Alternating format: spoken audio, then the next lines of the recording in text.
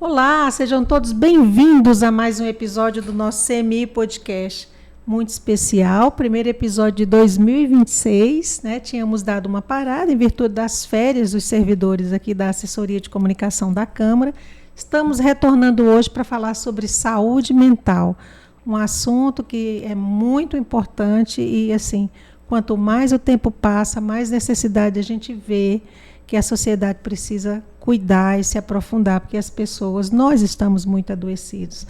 Para falar sobre o tema hoje, nós estamos com a querida Merilene, ela que é assistente social do Sereste, e o Vailson, que é psicólogo também, e vieram contribuir com a gente. Sejam muito bem-vindos, viu? Obrigada. Obrigada por terem aceitado o convite aqui da assessoria para a gente falar sobre isso.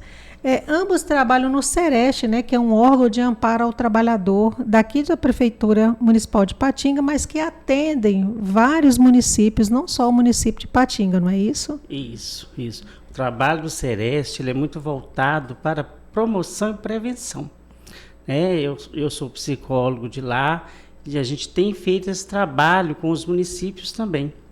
Sabe? Porque é urgente a gente falar de saúde mental no ambiente laboral. Nós somos biopsicossocial, né? Então a gente precisa pensar o sujeito e as relações de trabalho. A NR1 vem falar disso também, sabe? Então o trabalho lá tem a parte de acolhimento, que é assistência, apoio a esse trabalhador, para avaliar nesse momento de vulnerabilidade, que ele está adoecido ou acidentado, né? E propor ações de reabilitação, de tratamento para esse trabalhador, de retorno ao trabalho, ou a parte aí também financeira que conta muito e que afeta, né, a qualidade de vida e a saúde mental do trabalhador. Quando tem uma nova regulamentação, inclusive hoje nós viemos falar sobre a NR1, é uma norma nova, né, que coloca as doenças mentais no rol das doenças aí que são mapeadas como doenças de saúde do trabalhador. Como é que vocês lidam com isso? Está aparecendo muitos casos? É uma coisa difícil de comprovar? Como é que é esse acolhimento? O que acontece? A NR1 ela já existe há mais tempo, né? Desde a década de 70. Então, ela teve atualização, acho que em 2024, que incluiu a obrigatoriedade de gerenciar os riscos ocupacionais, incluindo os riscos psicossociais. Então, precisa ser gerenciado. Não é avaliado o trabalhador, mas o ambiente de trabalho. Sabe que existem riscos psicossociais com probabilidade do trabalhador adoecer, levar a esse adoecimento. E aí a gente pode citar, por exemplo, assédio moral, assédio sexual, alta demanda de trabalho, né? Falta de demanda do trabalho, os excessos que existem no ambiente de trabalho. Então, avaliar riscos psicossociais direcionado ao ambiente de trabalho. Sabe? O foco ele é coletivo, não é tanto individual. No indivíduo. Isso.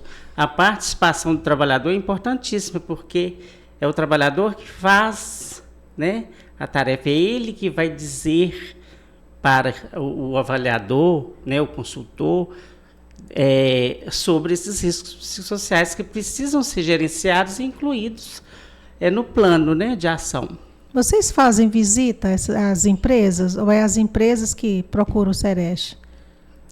Fazemos visita quando solicitado, né? O papel do Sereste ele é educativo, ele não é punitivo, né?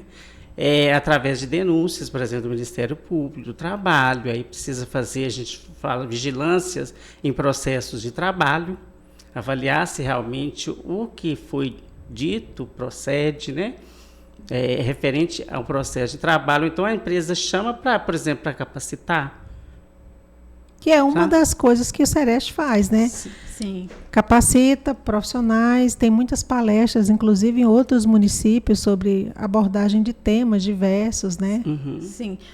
Devido ao Sereste ser regional, né, que atende, além de Patinga, mais 19 municípios, tem que trabalhar essas questões do gerenciamento de informações dentro da vigilância da saúde do trabalhador, que é passado para os profissionais de cada município, né? Dentro desse contexto aí, o Sereste faz todo esse trabalho.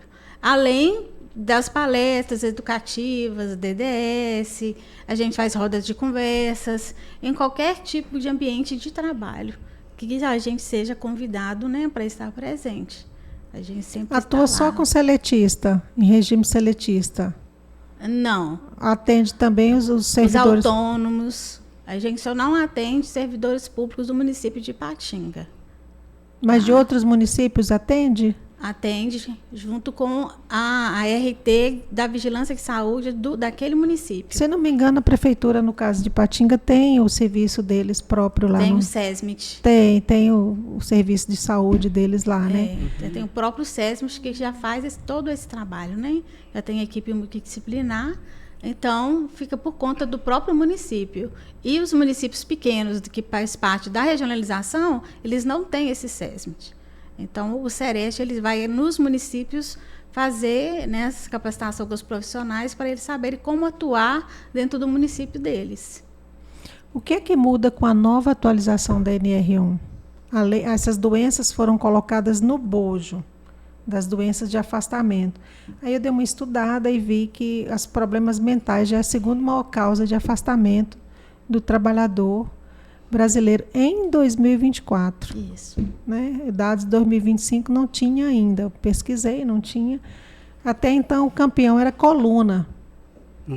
Coluna ainda afasta muita gente. É isso mesmo? É a realidade da gente? Esses dados, por exemplo, que foram soltados na mídia, são dados de afastamento da Previdência Social. Sim. Né? Entendi. Para fins epidemiológicos, a gente não tem tanta notificação, né? E é algo que a gente tem trabalhado em cima. Para fins epidemiológicos, para vir políticas públicas voltadas para a saúde do trabalhador. Então, quando a gente puxa no SINAM, por exemplo, no dado do Ministério da Saúde, a gente não consegue ver, ao passo que na Previdência Social a gente vê um boom aí de adoecimento, né? Quanto à NR1, ela fala dos riscos psicossociais, a probabilidade de ocorrer esse adoecimento. Por exemplo, se o trabalhador está passando por uma situação de assédio moral, a probabilidade desse trabalhador adoecer é muito grande, né? Aí ele pode desencadear, por exemplo, um esgotamento, assim, de burnout, que a gente fala muito, uma depressão, uma ansiedade, que muitas vezes está relacionado com o trabalho, né? Mas isso é muito minucioso, né? Muito minucioso. E precisa de um olhar, né? Essa obrigatoriedade vem dizer que as empresas precisam olhar mais para o trabalhador. Precisa gerenciar esses riscos psicossociais para que o trabalhador não venha adoecer. Eliminar, né, diminuir essa probabilidade de adoecimento relacionado ao trabalho. Né? O trabalho ele é fonte de prazer, mas ele pode ser fonte de adoecimento também. Né? Se o trabalho é ruim, com o trabalho a gente busca aí a formar até a nossa identidade, né? Porque já não é o Vailson mais, mas é o Vailson psicólogo Sereste, que está inserido naquele lugar. Sim. Né? Então, é fonte de prazer, de realização, de construção de objetivos, mas a gente tem que pensar também que existem riscos psicossociais no ambiente de trabalho que podem me levar ao adoecimento. E é isso que a NRN traz para as empresas, obrigando as empresas a olhar para esses riscos psicossociais, gerenciar para que o trabalhador não venha adoecer. E caso venha adoecer, que faça algo para o apoio, para o tratamento, para o acompanhamento, para uma escuta qualificada desse trabalhador adoecido. E criar, né, um plano, quando tem esse levantamento dos riscos psicossociais, criar um plano de contingência para que não continue perpetuando esse adoecimento dentro daquele ambiente de trabalho. Porque não adianta só fazer um mapeamento, descobrir quais são os problemas e não fazer nada. Tem que criar um plano de contingência aí. As empresas elas têm que passar a olhar essa questão dos riscos psicossociais com um olhar não de punição, mas com um olhar de prevenção. Porque eles acham que essa cobrança está sendo punitiva, mas não, é uma cobrança de prevenção. Porque essa alteração que teve na NR1, que todo mundo fala que é nova, ela não é nova. Ela só foi acrescentada um parágrafo, tirou um ponto, colocou uma vírgula e acrescentou. Né? Mas é importante, né? É. E a NR1, ela conversa muito com a NR7 e 17. Né? As NRs, elas conversam uma com as outras. Não tem como a gente trabalhar os riscos psicossociais sem conversar com as outras NRs. Por quê? Se eu estou fazendo uma avaliação, uma implementação de NR1 numa construção civil, ela é diferente de quando eu estou fazendo uma implementação de NR1 num supermercado. Uhum. Porque os riscos da construção civil, riscos psicossociais, é uma forma, do supermercado ela é outra. Até a forma de comportamento do Sim, o ambiente trabalho é totalmente diferente, toda aquela questão. Não é que o jeito que eu faço em um lugar que vai ser implantado em todos os lugares da mesma forma, não. É individual, Entendo. É particular. Cada empresa tem a sua própria particularidade para poder fazer o mapeamento dos riscos psicossociais. E quando a gente pensa em risco, a gente tem que pensar em probabilidade, né? Probabilidade de acontecer o adoecimento. Né? É diferente de perigo. Né? Se existe um buraco ali, ele está ali, é um perigo. Se eu for passar e tropeçar, eu posso cair. Então, existe a possibilidade. Aí é o risco, né? Eu fui, tropecei. A probabilidade de cair no buraco é muito grande, porque existe. Sim. Né, o risco. Então, a gente pensa nesse sentido. E a NR17 trata de ergonomia e fala também da organização do trabalho. Jornada extensiva, a organização das tarefas, né? E que vai de encontro com a NR1 também, que ela fala desses riscos sociais. Por exemplo, se o trabalhador só trabalha, outras áreas da vida vai ficar com deficitárias, né? Sim. A questão da família, o ser biopsicossocial.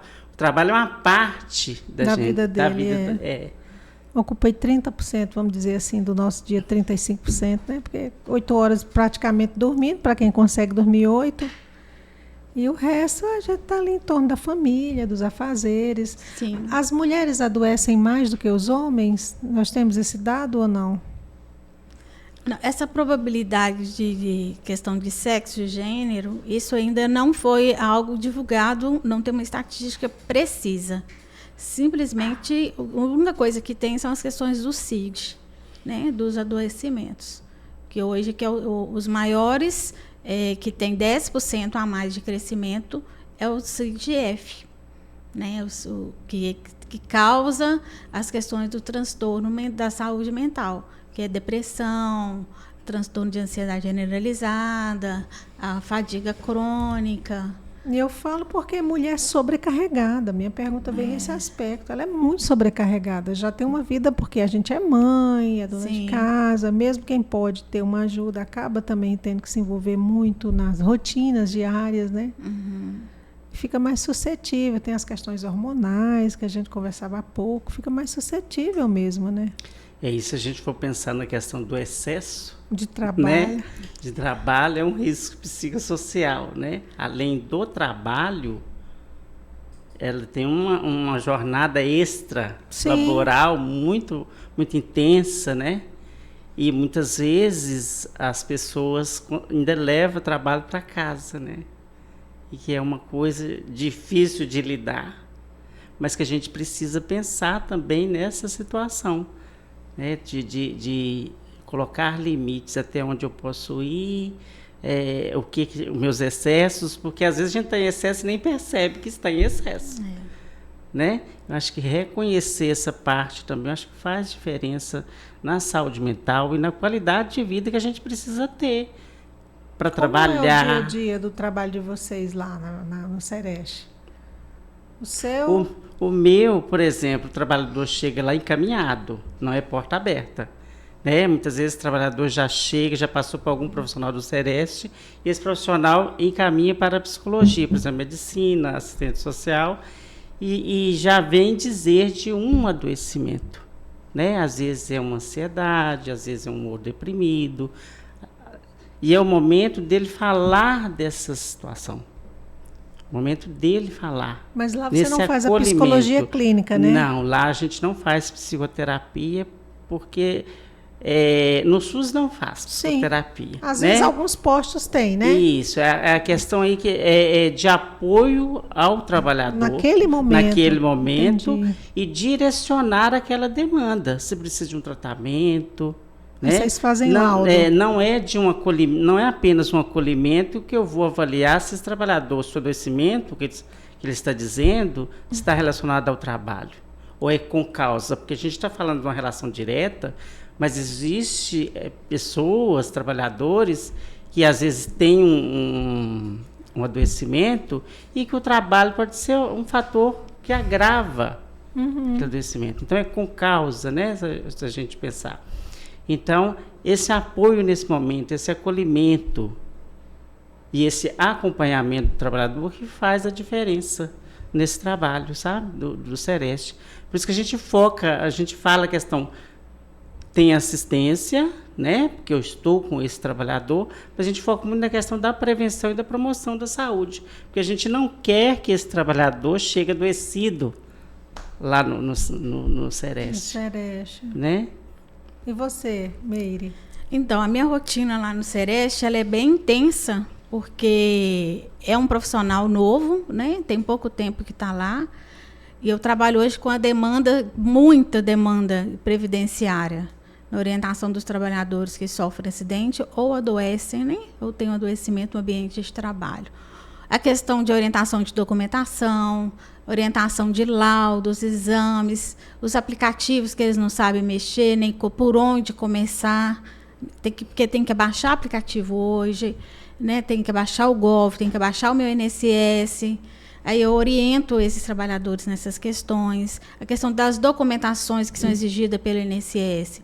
Porque hoje o INSS exige 3 documentos para você fazer requerimento, que é o título de eleitor com coleta biométrica, a habilitação e a CI nova. São os 3. Se você não tiver nenhum, você tem que providenciar a CI nova para você fazer o requerimento do benefício no INSS. Eu imagino, porque o Gov não é muito fácil de mexer, não. Não. Eu conheço pouquíssimas pessoas que desenrolam tudo. Por exemplo, até carteira do motorista a gente está marcando para refazer pelo Gov. Hoje os sistemas são todos integrados no Gov. Cada dia que passa ele se torna ali um aplicativo com muitas ofertas, né? Isso. E muitos trabalhadores não têm essa habilidade, né? Não tem. Até dificuldade de leitura, né, Merilene? Isso.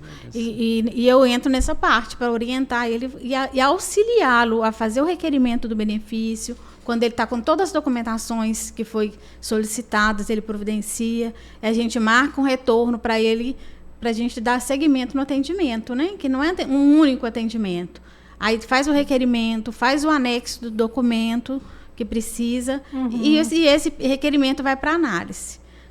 Passam uns dias, o INSS vai dar o retorno, se é positivo ou negativo. Alguns ele já concede o benefício sem passar pela perícia, né? O primeiro requerimento hoje é assim que funciona.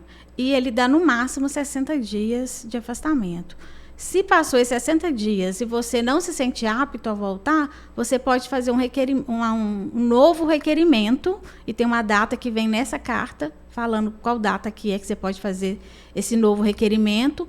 Mas, desde quando o trabalhador sai de lá com o primeiro requerimento já concretizado em análise, eu já oriento a procurar um médico especialista para poder providenciar laudo novo, providenciar exame, porque não adianta ele entrar com o mesmo a mesma documentações, né? Porque não mostra que teve alteração.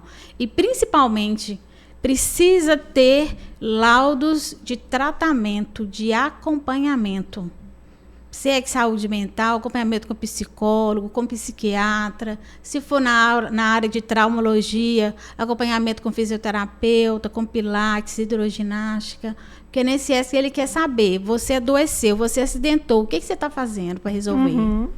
Né? Ele não quer saber só do laudo do especialista da área, ele quer saber, além desse laudo, se você realmente está em busca de melhorias.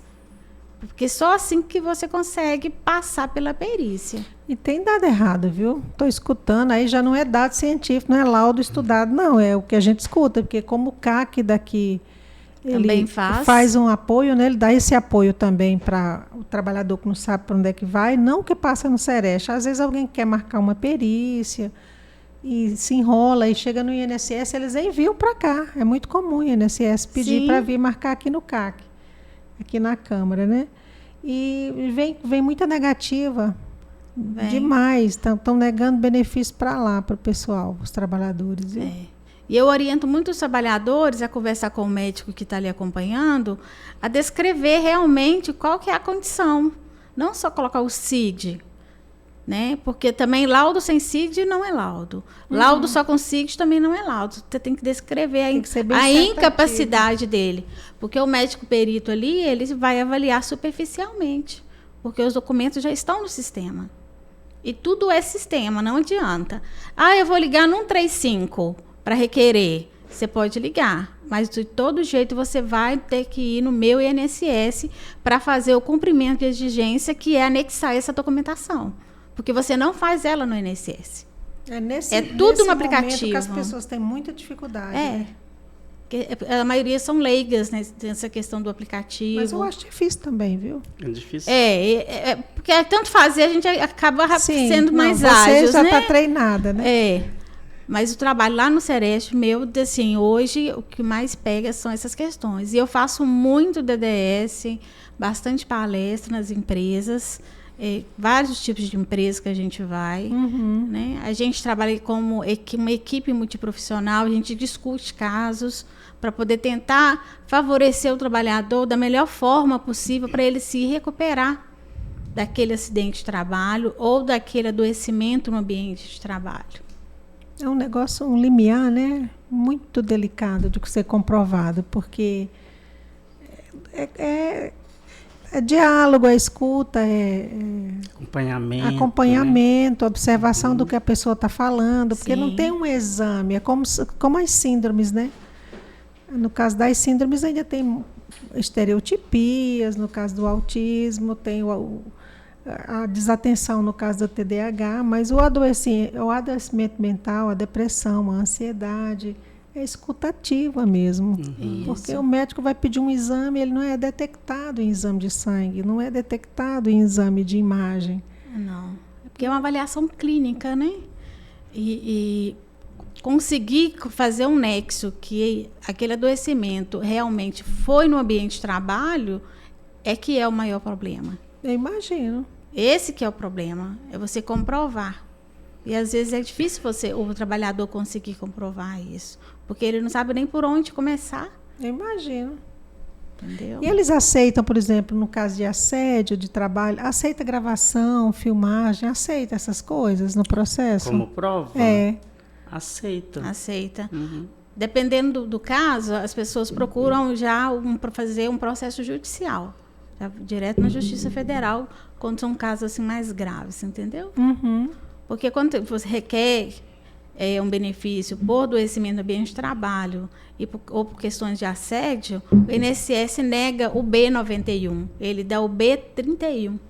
Que significa o quê? É porque o B91 reconhece o vínculo com o ambiente de trabalho.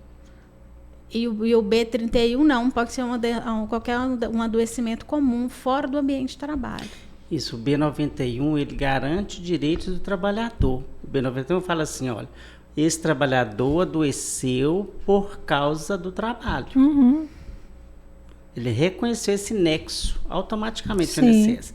Então, se ele retornar ao trabalho, tem 12 meses de estabilidade, assegurado. E as outras regras, por exemplo, FGTS, ele não perde esses direitos. É como se ele estivesse no trabalho da mesma forma. E o B91, o INSS está falando, existe o adoecimento, estou reconhecendo esse adoecimento, mas ele não está relacionado ao trabalho. Entendeu? A diferença difícil, de B31 para B91 é difícil. Eu creio que até para os peritos também é muito difícil, porque eles também devem fazer cursos o tempo todo e tudo, tem toda uma leitura, né, das pessoas com que eles atendem, mas é muito delicado mesmo. falar que saúde mental não é algo simples, né? Sim. E comprovar é mais difícil ainda. E a sociedade, infelizmente, ela tem uma certa dificuldade de entender o processo do adoecimento da saúde mental. Se você fala que você tem uma depressão, ele acha que você tem que ficar na cama, que você não pode trabalhar, que já você tá gravíssimo, não pode né? fazer mais nada, mas não é essa a questão, né? Todo adoecimento ele tem uma causa e tem um tratamento. Uhum. E depende muito do trabalhador também querer, né, sair dessa questão, dessa situação. É por isso que o Sereste entra com a equipe multidisciplinar, para mostrar para o trabalhador que ele é capaz, que ele tem condições de voltar ao ambiente de trabalho. Tem todo um processo aí de continuidade, né? E a gente tem que pensar que quando a gente fala de saúde mental, não é ausência de doenças. Né? A pessoa pode ter uma condição clínica que precisa de cuidado, de escuta, de acompanhamento, mas ela não está totalmente incapaz. Né? Ela não deixa de ser a pessoa. A gente precisa ver o trabalhador, a trabalhadora, e não a patologia. Né? Para a gente evitar a questão dos estigmas, que já vem desde muito tempo. Né? Quando a gente fala assim, você está procurando psicólogo, você está doido? Não é? Fulano é volúvel, só vive no psicólogo, esse tipo de coisa, você, né? Você vai no psiquiatra, né? Tem aí os rótulos que a gente precisa evitar e atrapalha as pessoas que estão em sofrimento buscar esse apoio, essa ajuda de um profissional qualificado. Uhum. E essa escuta faz a diferença na vida do trabalhador e da trabalhadora, né? Que é um momento de extrema vulnerabilidade. Imagina. De uma forma geral, né? Uhum. Ainda mais no ambiente de trabalho, né? Se adoecer por qualquer outra coisa, não exatamente por causa do trabalho, já é muito ruim. Uhum. Os sintomas são muito ruins, essas doenças, né? A pessoa começa, às vezes, com uma depressão, daí a pouco está com mania de perseguição, ou está muito para baixo. É muito complicado. Você vê que o número de descontinuação da vida, de suicídios, ele só aumenta. Infelizmente também, sim, né? Infelizmente, as pessoas desistem também, então requer muito cuidado. Uhum. E a gente pensa na questão da perda do sentido, porque o trabalho faz sentido para a gente. Né? Tem um objetivo, não é somente o salário, que é importante para nós, mas existe um sentido, o meu fazer, o seu fazer, né? Agrega algo para o outro, para a sociedade. Te faz feliz também. Te faz feliz. E quando perde esse sentido, a gente pensa no adoecimento, né? No processo de adoecimento. E não é de um dia para o outro. É uma sequência, né? Um tempo aí de exposição, por exemplo, aos riscos psicossociais, que pode levar a esse adoecimento, essa perda de sentido, por exemplo. Inicia muito sutil, né? Uhum. O problema mental. Sim. A própria pessoa tem um pouco de resistência, às vezes, de até aceitar que precisa de ajuda. De se compreender, né? Então, a gente não tem esses números no município, né? Eu achei que teríamos, assim, um acompanhamento. Eu te entendi, o Ministério do Trabalho é quem faz isso com base nos afastamentos. Isso. E eu, assim, a ANR1, ela faz a gente pensar e refletir o seguinte: as empresas, elas têm que parar, pensar e analisar a forma de gestão. Qual é a cultura de gestão que ela está tendo hoje? Imagino que isso adoece muito, dependendo da empresa.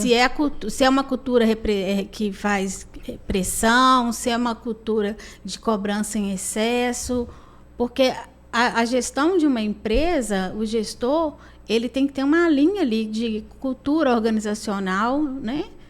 De como ela quer seguir. Dependendo da forma que ela quer seguir, a chance é adoecimento, é afastamento em excesso, é um entra e sai de funcionário, não para ninguém. Então, aí se você observa que existe algo, né, que não está legal naquele ambiente ali. E, às vezes, o gestor daquela empresa não conseguiu ainda perceber essa questão, que ele tem que mudar a postura cultural de administrar aquela empresa. porque Acaba está ficando adoecendo. caro para ele também, né? Com os números de contratação e envio de demissão. Faz admissão, faz demissão. Isso tudo gera custo. Né? Se a gente pensar aí do absenteísmo, a falta ao trabalho, vai sobrecarregar a equipe. Eles têm falado muito que os jovens estão com um grau de comprometimento diferente do nosso, de meia idade, que já somos adultos. Mas talvez essa geração não está tão querendo se submeter a certas práticas, né? Sim. Eu acho a jornada de trabalho, por exemplo, exaustiva no caso de supermercado. Tem supermercado que a pessoa só tem um domingo social por mês. Ela só folga um domingo. Tem as escalas doidas. Essa semana está na escala de, não sei, de 12 às 10, sei lá, com 2 horas de almoço, ou de 1 às 10. E na outra semana está de manhã. Como é que essa pessoa faz um curso? Como é que ela se programa para fazer alguma coisa? E vão alterando e chega fim de semana é aquilo mesmo. E ela vai viver naquela mesmice. E aquela mesmice vai causar o quê? Adoecimento. Além de tudo, é mal remunerado. Porque se pelo menos fosse bem remunerado para a pessoa... Sentir prazer, pelo menos, ter essa confusão, né, de horários e de rotina. Estou vendo muito complicações no supermercado. Toda vez que a gente vai no supermercado, são pessoas novas, não fica ninguém. A rotatividade está muito grande. Muito grande. Você falando disso, veio à mente a questão de que o trabalho dita a vida da gente, né? Se eu posso fazer um curso, se um curso exige que eu tempo integral, né? Como que eu vou fazer com esse horário de trabalho? Né? Dita, com certeza. A gente faz todos os outros arranjos, às vezes até familiares, levando em consideração o tempo de trabalho. Sim. O jeito que você vai fazer, quem mora num lugar e trabalha em outro, ou quem trabalha viajando, como é o caso dos caminhoneiros, com certeza a vida gira toda em torno do trabalho, porque a gente precisa se sustentar, né? Então é uma coisa essencial cumprir as jornadas. Embora tenha aí o diálogo do home office, mas não é para todas as profissões. Na área hospitalar mesmo não tem jeito, na área de supermercado. Né? E que também, se a gente for pensar na questão do home office, precisa ter muito bem delimitada a questão do trabalho, né? Porque estou dentro de casa. Será que eu vou conseguir me organizar ao ponto de falar agora é trabalho, agora não é trabalho? Eu estou dentro do meu ambiente, né? Exige muito da pessoa, né? Sim. Eu acho que eu não conseguiria, não sei. E as cobranças também, será que as cobranças têm horário certo? Sabe? A fulana está em home office, eu posso enviar mensagem a qualquer momento, a qualquer hora. Às vezes já acabou o dia, né? Isso. Então, é muito delicado. É complexo. Eu acho que a gente precisa pensar saúde mental e trabalho, né? As configurações, a questão dos condicionantes, saúde e doença, que ele é fonte de prazer, mas também ele tem a probabilidade, pode adoecer. E que a gente desenvolver estratégias e políticas públicas para pensar juntos, né, com o trabalhador, formas de mitigar esses riscos. Não é fácil, um equilíbrio que não vem fácil, né? Não. Eu deixo o espaço aberto para vocês fazerem alguma contribuição. Não sei se eu falei sobre tudo. Se tem mais alguma coisa aí, você trouxe um resumo, Vailson? Eu trouxe um resumo, por exemplo, para falar justamente dessa questão da responsabilidade que é da empresa, né, de fazer esse gerenciamento desses riscos, com a probabilidade de adoecer o trabalhador, isso, com o adoecimento do trabalhador, há prejuízos para todos os lados, né, para a empresa, para o trabalhador, para os órgãos públicos, para a sociedade, e que pensar em saúde mental na atualidade é urgente, porque muitas vezes a gente deixa, né? É algo assim não palpável, mas que a gente percebe que prejudica o trabalhador, tanto é que tem aí o boom de adoecimento relatado pela Previdência Social, né? Então, acho que é isso, é cuidar do ser humano, cuidar do trabalhador, ver o trabalhador enquanto sujeito também de direitos, né? Direito à saúde, à qualidade de vida e à saúde mental mesmo. Eu até anotei o número, né, dos dados, 472 mil em 2024, contra 283, foi mais de 100 mil novos casos. Sim. É muita coisa. O país é enorme, mas 100 mil é muita coisa. E esses casos é que chegaram no INSS. E o que as pessoas estão sofrendo, não querem levar à frente, né? Porque tem muito isso. Tem muita situação que a pessoa não quer. Tem um trabalhador informal que ele não chega lá no INSS, né? A gente tem que pensar nisso também, que ele também adoece, dependendo do tipo de trabalho que ele faz, o adoecimento. Ele é patrão dele mesmo, né? Isso. Então, se existe uma sobrecarga emocional muito grande, né? E eu vejo assim que hoje, quanto Sereste, a preocupação nossa maior, né, quanto SUS, é garantir que o trabalhador ele tenha os seus direitos garantidos em todas as áreas, não só dentro do serviço da saúde, mas dentro da assistência, dentro da previdência, dentro da educação, né? O número também de trabalhadores com baixa escolaridade é muito alto, que dificulta muito os esclarecimentos da garantia dos direitos deles. Tá? Isso é muito forte. E outra coisa, as empresas elas têm que entender o seguinte: elas esperaram, né, solicitaram a prorrogação, ela foi dada até dia 26 de maio de 2026.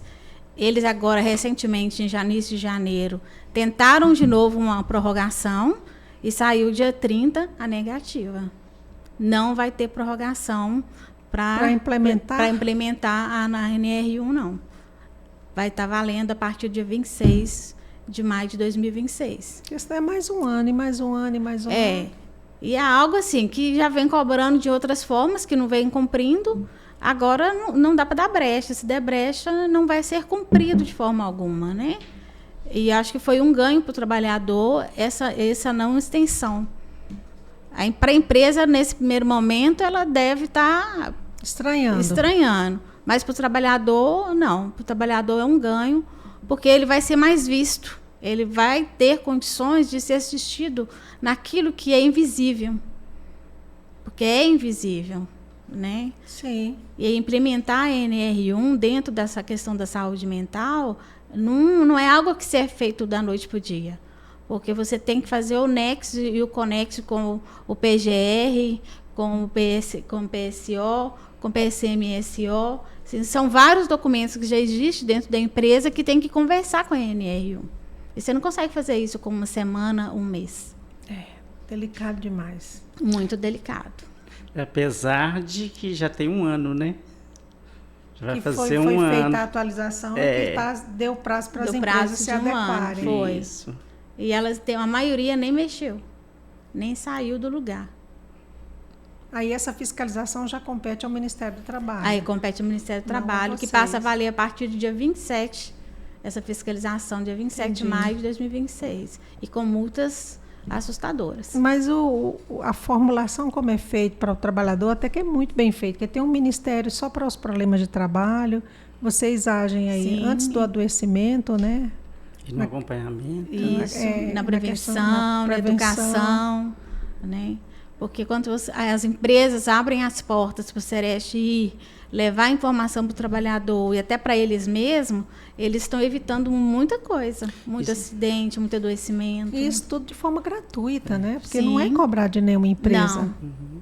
Se a gente for pensar na questão das VAPs, que a gente chama, né? Vigilância em processo de trabalho, porque nós somos da saúde do trabalhador, vigilância em saúde. Né? Se existe alguma situação no processo de trabalho e foi denunciado no Ministério Público, provavelmente o Ministério Público vai acionar os técnicos do Sereste para fazer essa investigação. Os laudos. Né? Que o pessoal da segurança vai muito, o Rodrigo deve ter falado disso aqui, né?